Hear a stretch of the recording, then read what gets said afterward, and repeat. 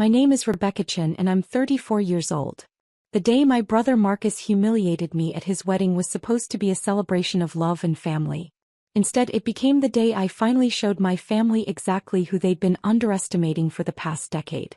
But before I tell you how I shut down my brother's $180,000 wedding reception in front of 127 witnesses, you need to understand the pattern of behavior that led to that moment. I arrived at the Riverside Country Club at 2:47 p.m. on a perfect Saturday afternoon in June. The venue looked stunning. Manicured lawns, white tent pavilions, flower arrangements that probably cost more than most people's monthly rent. I'd chosen this location carefully 8 months ago when I purchased it, knowing Marcus had been obsessing over having his wedding here since he got engaged. The irony of what was about to unfold wasn't lost on me. I pulled up to the front entrance in my modest Honda Civic, watching as valets rushed to open doors for BMWs and Mercedes. When I stepped out, a valet approached me with a polite smile. "Welcome to Riverside Country Club. Are you here for the Marcus Chin wedding?" "Yes, I'm his sister," I said, handing him my keys. He took them, but before I could walk toward the entrance, my mother appeared at the top of the stairs. She was wearing a champagne-colored dress that probably cost $3,000, her hair perfectly styled, diamonds glinting at her throat. The moment she saw me, her expression shifted from elegant hostess to cold dismissal. "Rebecca," she said, descending the stairs with calculated grace. "You're here. Not, 'I'm so glad you came,' or 'you look lovely.' Just the acknowledgement of my presence, delivered with the emotional warmth of a parking ticket. Of course I'm here, Mom. It's Marcus's wedding." She looked me up and down, taking in my simple navy dress. Elegant but not flashy, appropriate but not expensive. I saw the judgment flicker across her face. "The service entrance is around the back," she said, loud enough that several arriving guests turned to look. "Family uses the front entrance. You're not really family." The words hung in the air like a slap. I counted 127 guests within hearing distance. Some already inside the lobby, others arriving, a few standing on the terrace with cocktails. All of them had heard. Some looked away uncomfortably. Others stared with undisguised curiosity. A few whispered to each other. My mother adjusted her dress with deliberate precision, as if she'd just handled an unpleasant but necessary task. "Marcus has a seating chart. You'll be at table 18 near the back. Please use the service entrance so you don't disrupt the other guests."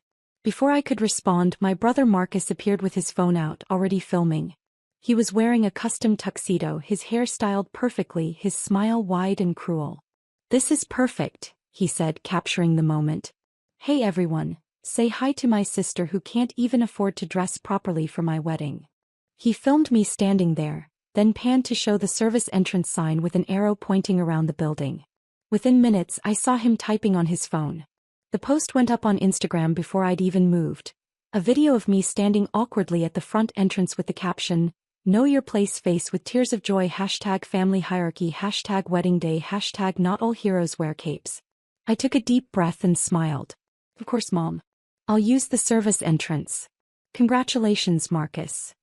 I walked around the building, passing the kitchen delivery area, the staff parking lot, and finally reaching a plain metal door with a small sign that read, "Service entrance, staff only." A young woman in catering uniform held it open for me, looking embarrassed. "I'm so sorry about this," she whispered. "I heard what happened out front."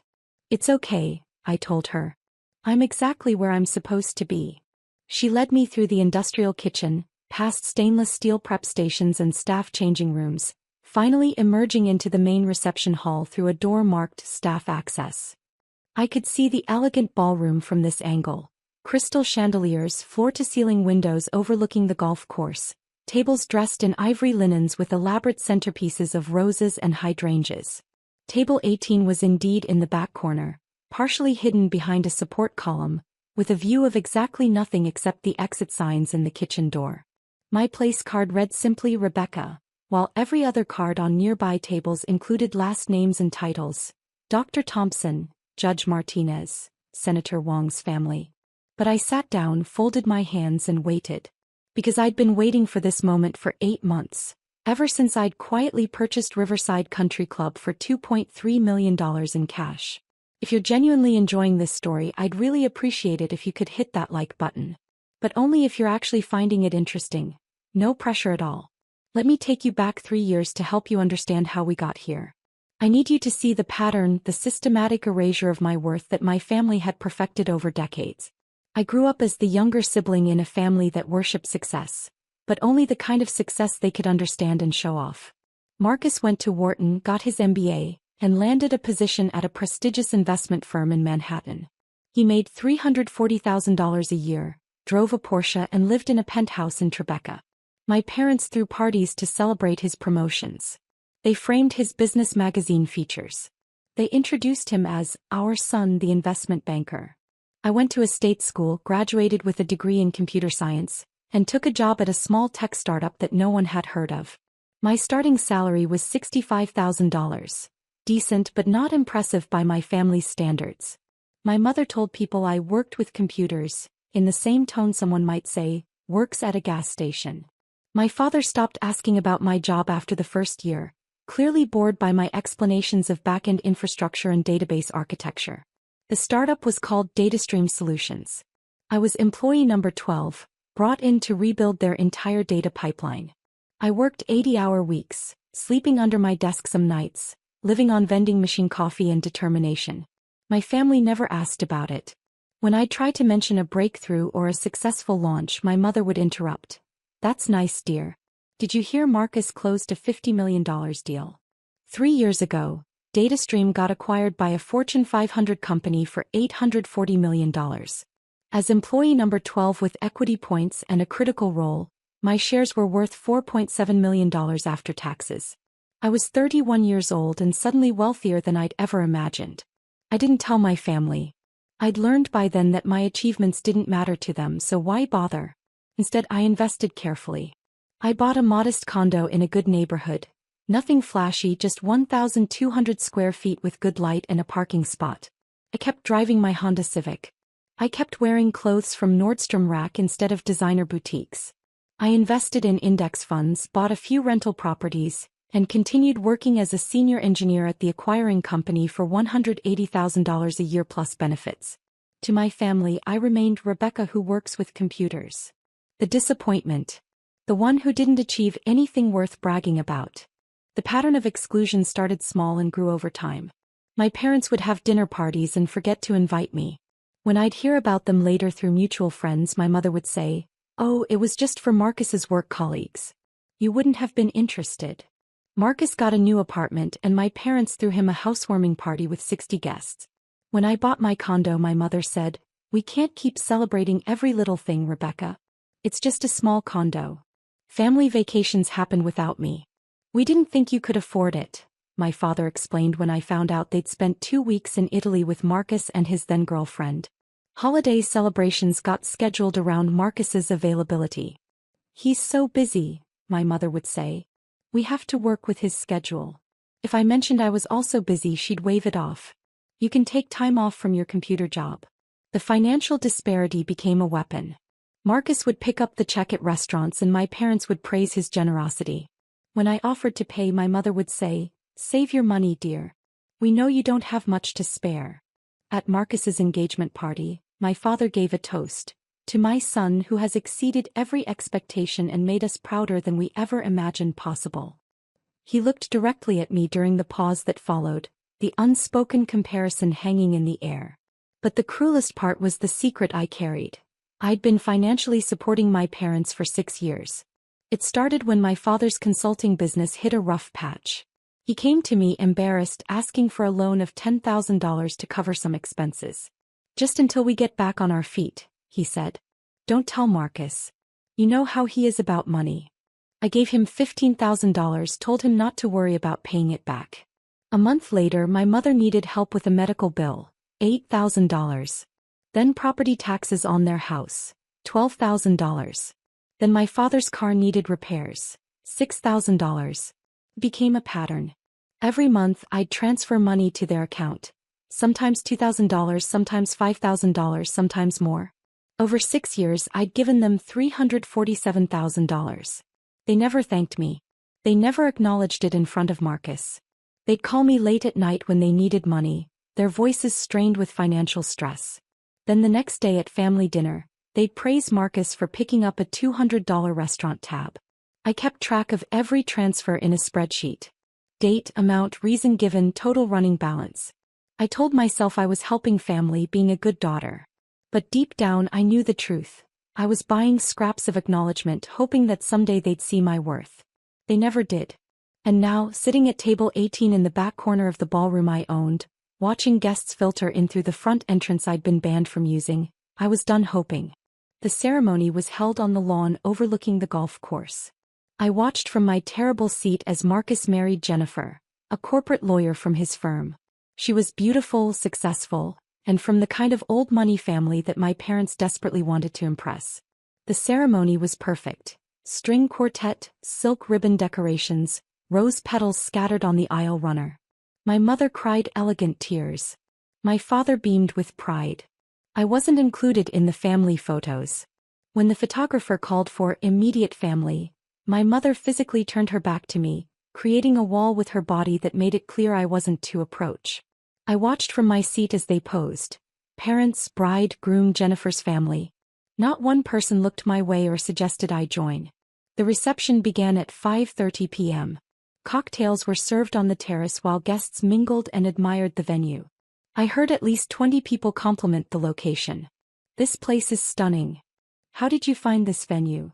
This must have cost a fortune."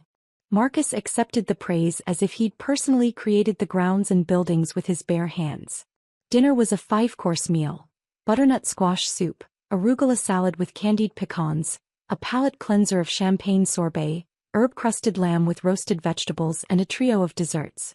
At table 18 I was served the same meal as everyone else, though the server looked apologetic as she set down my plates. She was one of the staff members I'd met with when I bought the club, and I could see she recognized the cruelty of my seating assignment. "Everything's delicious," I told her warmly. "Please thank the kitchen staff." He smiled relieved. "Of course, Ms. Chin." My mother was at table 1, the head table directly in front of the dance floor. I watched her hold court, accepting compliments from guests, laughing at jokes, playing the role of proud mother of the groom. She didn't look in my direction once during the entire dinner service. Between the main course and dessert, Marcus stood up to make a speech. He thanked everyone for coming, told a charming story about how he met Jennifer, thanked his parents for their support and sacrifice. "My parents gave me every advantage," he said, voice thick with emotion. "They invested in my education, believed in my potential, and taught me the value of success. Everything I am today I owe to them." The room applauded. My father wiped his eyes. My mother glowed with pride. Marcus continued, "And they taught me an important lesson. Family is everything. Family supports each other. Family lifts each other up. Family celebrates success together." He raised his glass. "To family." "To family," the room echoed. I took a sip of my wine and checked my watch. 7:15 p.m. Perfect timing. After dessert the dancing began. The DJ played upbeat music and guests flooded the dance floor. I remained at table 18 watching the celebration from my exile. A few distant relatives stopped by to say hello, clearly uncomfortable with my isolation but not uncomfortable enough to challenge it. "You look well," they'd say. "How's work?" Then they'd drift away, relieved to return to the celebration. At 7:43 p.m., I saw my mother approach the DJ booth. She was laughing with Jennifer's mother, pointing at something on a tablet, probably the photo slideshow they'd prepared.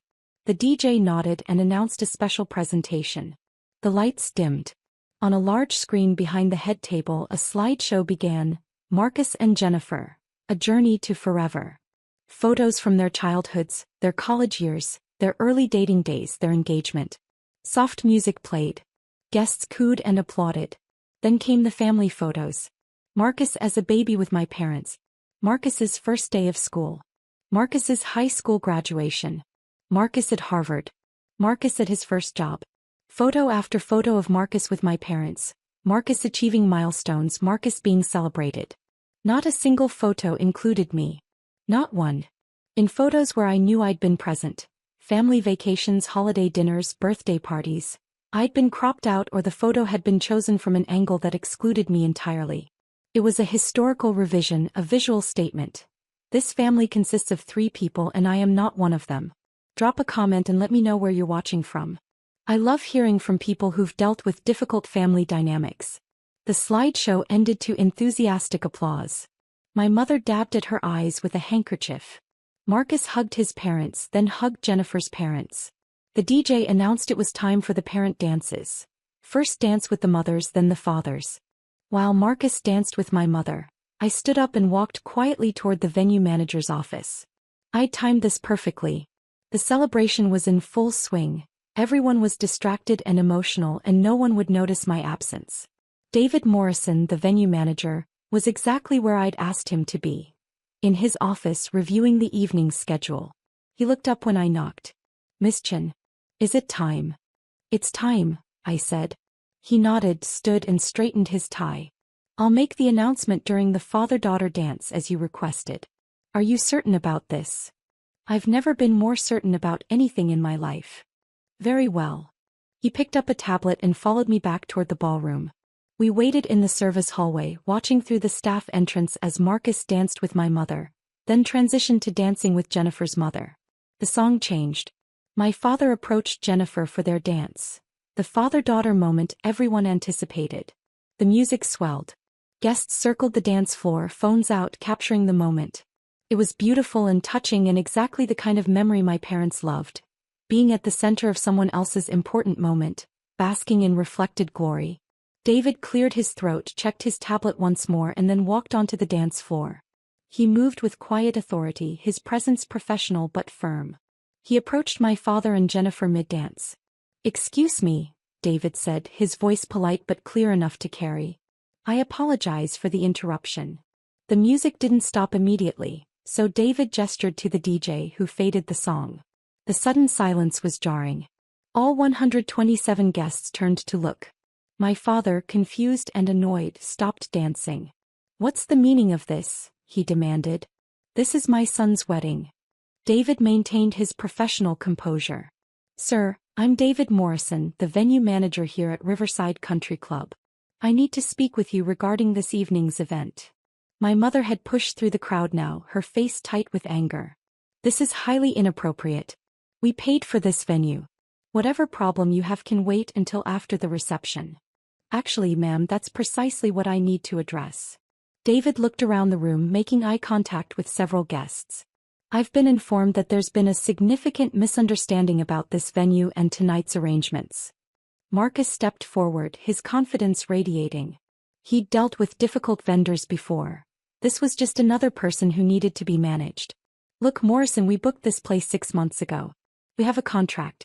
Whatever issue you think you have, it can be handled through proper channels. Right now you're interrupting my wedding reception." "I understand, Mr. Chin. However, I'm not here about the booking or the contract." David consulted his tablet. "I'm here because the property owner has requested that I make an announcement regarding ownership of Riverside Country Club." The room had gone completely silent.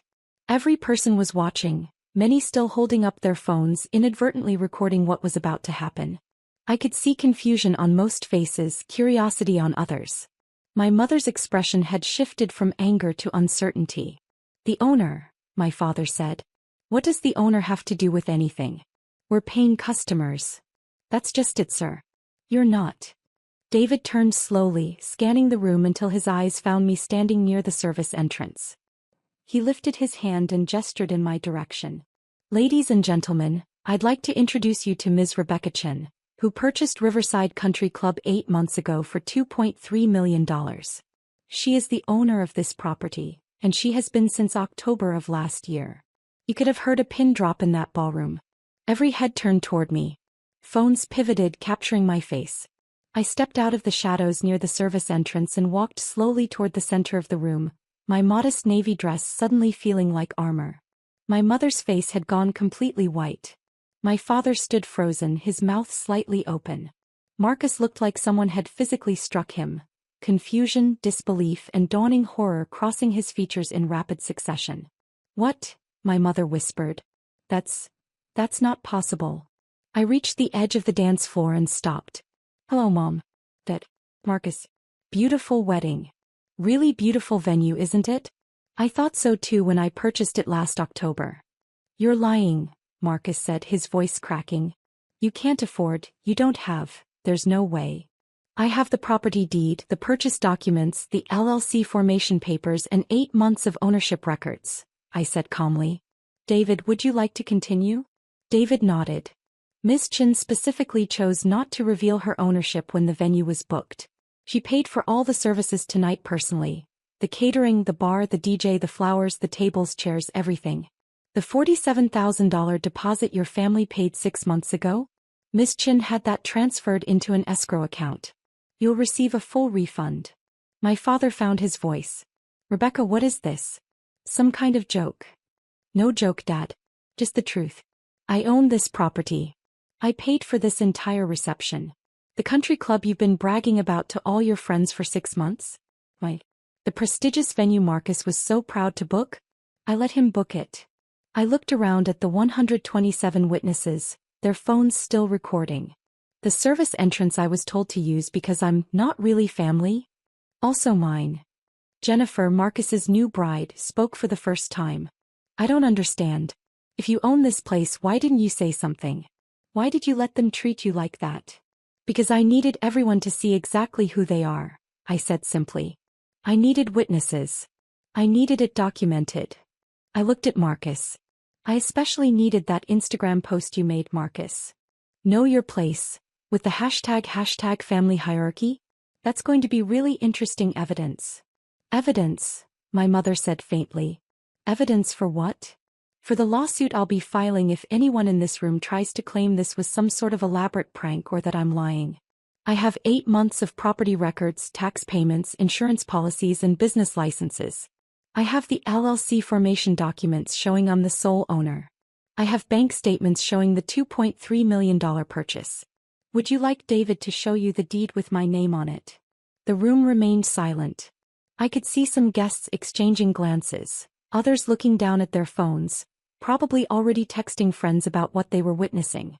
A few people looked genuinely upset on my behalf, realizing they'd just watched a family publicly humiliate someone who owned the very ground they were standing on. My mother tried to regain control. Rebecca, this is Marcus's wedding day. Whatever issues you have, this is not the time or place. No, Mom. This is exactly the time and place. Because this is the culmination of years of you telling me I'm not good enough, not successful enough, not worthy enough to be considered real family. You made me use the service entrance at a venue I own. You put me at table 18 behind a column hidden away like something shameful. You erased me from the family slideshow. You made sure 127 people witnessed your contempt for me. I turned to address the room. I want to be clear to everyone here. I hold no ill will toward any of you. You're guests at what was supposed to be a celebration. But I need you to understand what you witnessed tonight. This family, I gestured to my parents and brother, has spent years treating me as less than human. They've accepted $347,000 in financial support from me over 6 years while publicly dismissing me as a failure. They've excluded me from family events, cropped me out of photos, and told me repeatedly that I'm not worthy of being called family. My father's face had gone from white to red. You're exaggerating. We never. I have bank records showing every transfer, Dad. Every time you called me at 11 p.m. asking for money to cover property taxes or medical bills or car repairs. Every time Mom needed help with expenses and begged me not to tell Marcus because he has his own life to worry about. $347,000 over 6 years. Would you like me to show everyone the spreadsheet? The guests were riveted now. This had gone from a wedding reception to something else entirely. A public unveiling of family dysfunction that no one could look away from. I could see some people recording everything on their phones and I didn't stop them. I wanted this documented. Marcus tried a different approach. Look, Becca, if you're upset about the seating. Don't call me Becca. You lost that right when you filmed me and posted it on Instagram with, "Know your place." I pulled out my own phone and held it up. I have screenshots. I also have screenshots of the family group chat where Mom told everyone I wasn't worth including in the family vacation last summer. And the email thread where you, Marcus, told Dad that I was embarrassing and shouldn't be invited to your promotion party. Jennifer touched Marcus's arm. You said you had one sister but she lived far away and you weren't close. You said she was busy with work. He lied, I said. I live 20 minutes from him. I've tried for years to be part of this family. They just decided I wasn't worth the effort. I looked at my parents. And tonight you made your position crystal clear. In front of 127 witnesses, you told me I'm not really family. My mother's eyes were filling with tears, but I couldn't tell if they were genuine or performative. Rebecca, please. You're making a scene. No, Mom. You made the scene when you sent me to the service entrance. You made the scene when you erased me from the slideshow.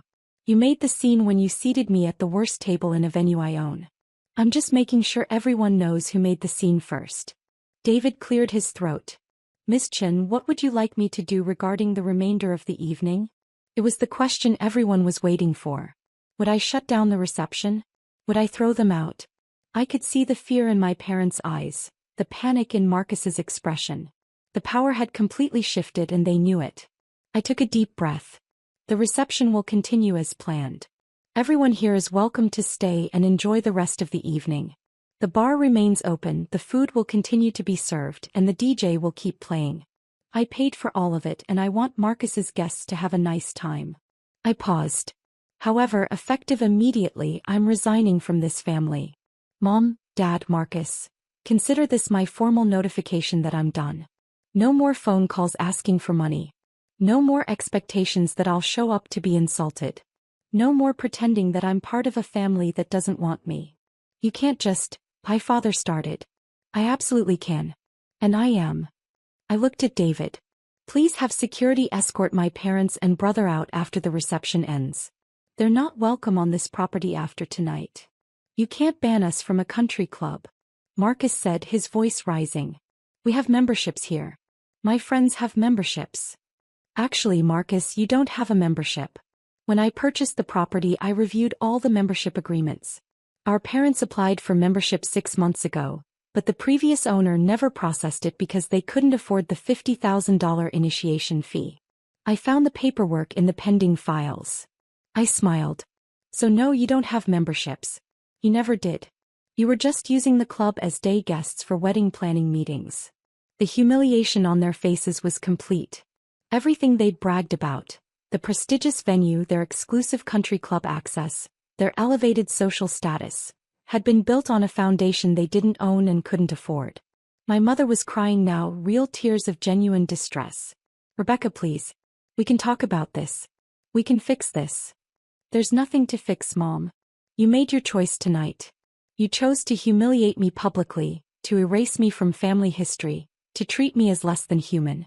The only reason you want to talk now is because you've realized I have money and property and success you didn't know about. If I'd stayed quiet about owning this place, you'd have kept treating me the same way forever. I turned to leave, then paused and looked back at the room full of witnesses. To everyone here, thank you for coming to celebrate Marcus and Jennifer. I genuinely hope you have a wonderful evening. The bar is fully stocked, the dessert bar is opening in 20 minutes, and the DJ has been instructed to take requests. Enjoy yourselves. I looked at my parents one final time.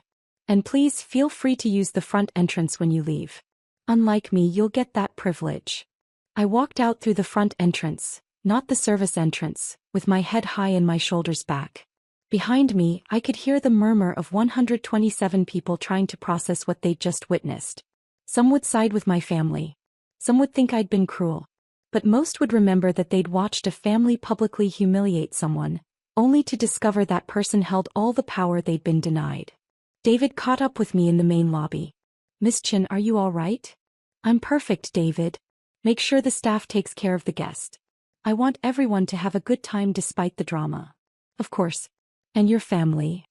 After the reception ends at midnight, please have security escort them out. Change all the access codes, update the membership records, and make sure they understand they're not welcome back. Understood. He hesitated. For what it's worth, what you did in there took tremendous courage. It took 8 months of planning and $2.3 million, I said. But yes, it also took courage. I drove home that night, got into comfortable clothes, poured myself a glass of wine, and finally let myself feel everything I'd been holding back. I didn't cry, I was past tears. I felt lighter, like I'd been carrying a weight I didn't know I could put down. My phone started ringing at 11:47 p.m., right as the reception would be ending. Marcus called first, then my mother, then my father, then Marcus again. I didn't answer. They called 6-7 times before midnight. Then the text started. How could you? You ruined everything. This is so cruel. Call us immediately. I blocked all their numbers at 12:15 a.m. and went to bed. The next morning my phone showed 89 missed calls from various family members. Aunts, uncles, cousins who'd been at the wedding. I blocked them all. A few sent emails instead, which I read out of curiosity. Most condemned me for ruining Marcus's special day. A few said I was petty and vindictive. 3 people, my cousin Sarah, my Aunt Patricia, and a family friend named Helen, sent messages of support. I can't believe they treated you that way, Sarah wrote. You showed incredible restraint. Most people would have shut down the whole reception. I responded to those 3, thanked them for their kindness, and deleted the rest of the emails without reading them. 2 weeks later, I received a letter from an attorney representing my parents. They were demanding I return the $347,000 they claimed I stole from them. The letter stated that the money was given under false pretenses, and that I had manipulated vulnerable elderly people. I forwarded the letter to my own attorney with copies of every bank transfer, every text message begging for money, every email about unpaid bills. My attorney responded to their attorney with a simple message. Ms. Chin has extensive documentation showing that all funds were gifts freely given. If your clients persist in making defamatory claims, we will file a countersuit for harassment and defamation. Additionally, Ms. Chin is prepared to provide evidence of financial elder abuse if your clients' claims suggest they were not mentally competent to manage their own finances. I never heard from that attorney again. 3 months after the wedding, I was having coffee at a local cafe when I ran into Jennifer, Marcus's wife. She was alone, looking stressed and tired. When she saw me, she hesitated, clearly unsure whether to approach. Rebecca, she said finally. Can I talk to you for a minute? I gestured to the empty chair across from me. Sure. She sat down, ordered a latte, and then said, I owe you an apology. I didn't know about any of it. Marcus told me you were distant, that you'd chosen not to be close to the family. He never mentioned that they treated you the way they did. Did he tell you I'd been sending them money for 6 years? No. I found out because your mother called me crying 3 weeks after the wedding, begging me to convince you to start sending them money again. She said they were going to lose their house. Jennifer looked down at her coffee. That's when I started asking questions. Marcus finally admitted they'd been borrowing money from you for years. He claimed it was no big deal, that family helps family. Did he mention that they never once thanked me? Or that they spent those same years telling me I was a failure? No. He didn't mention that either. She took a breath. I also found out that he knew about DataStream. He knew about your acquisition payout. He's been following the tech industry news for years. It's part of his job. He knew you made millions and he never said anything. That actually surprised me. He knew. He knew. And he deliberately kept it from your parents because, and these are his words, if they knew she had money they'd stop respecting my success. Jennifer's hands were shaking slightly. He wanted you to stay small in their eyes so he could stay big. The cruelty of that took my breath away. It was one thing for my parents to be oblivious, to genuinely not know about my success. But Marcus knew, and he'd actively worked to keep me diminished in our parents' estimation. He'd protected his status as the golden child by ensuring I stayed the family disappointment. I'm filing for divorce, Jennifer said quietly.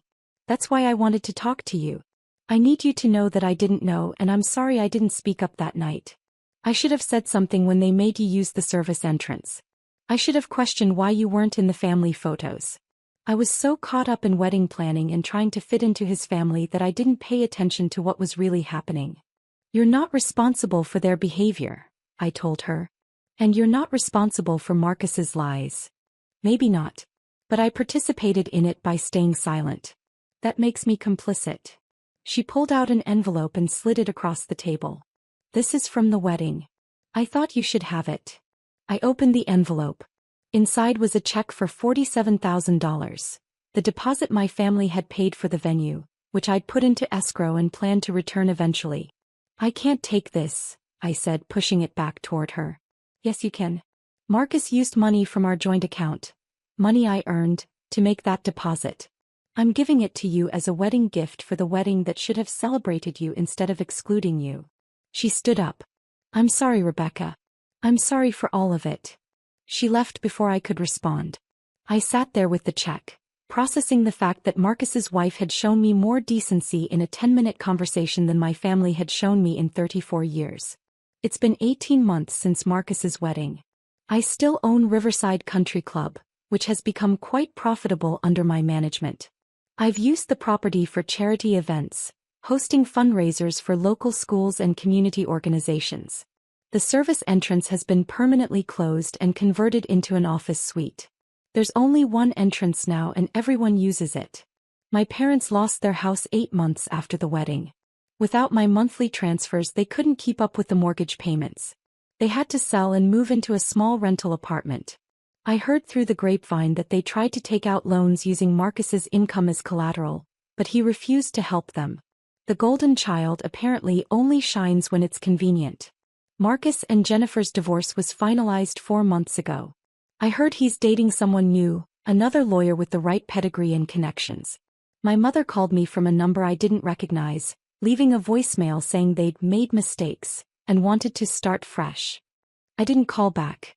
I don't miss them. That's the part that surprises me most. I genuinely don't miss being part of a family that never valued me. I've built my own family now. Sarah, my cousin who supported me, has become one of my closest friends. Aunt Patricia and I have dinner once a month. I've gotten involved in mentorship programs for young women in tech, and those relationships have become more meaningful than any biological connection I ever had. Last week I was having dinner with a group of friends, people I'd met through work and community activities, people who knew me as Rebecca the successful businesswoman and property owner, not Rebecca the family disappointment. One of them asked about my family and I realized I hadn't thought about them in weeks. "I don't talk to them anymore," I said. "They made it clear I wasn't worth their respect, so I made it clear they weren't worth my time." My friend nodded. "Good for you. Family is supposed to lift you up, not tear you down." And that's exactly right. Family, real family, celebrates your success, supports your dreams, and treats you with basic human dignity. Anything less than that isn't family. It's just people who happen to share your DNA. I learned that lesson at my brother's wedding, standing at the service entrance of a country club I owned, watching 127 people witness my family's cruelty. I learned that sometimes the most powerful thing you can do is let people reveal exactly who they are, then walk away with your head high and your dignity intact. Marcus got his perfect wedding at his perfect venue. My parents got to play the role of proud family for 127 witnesses. And I got something much more valuable: freedom from people who would never see my worth no matter what I achieved. The service entrance is closed now. Everyone comes through the front door. Everyone is welcomed with respect. And if anyone ever tries to tell someone they're not really family on my property, they'll be the ones using the exit. I'm Rebecca Chin. I'm 34 years old. I own a successful country club, have investments worth over $8 million, and I'm surrounded by people who actually care about me. My biological family humiliated me in front of 127 witnesses, thinking I was powerless. They were wrong. And now they know it. And I've never been happier in my entire life.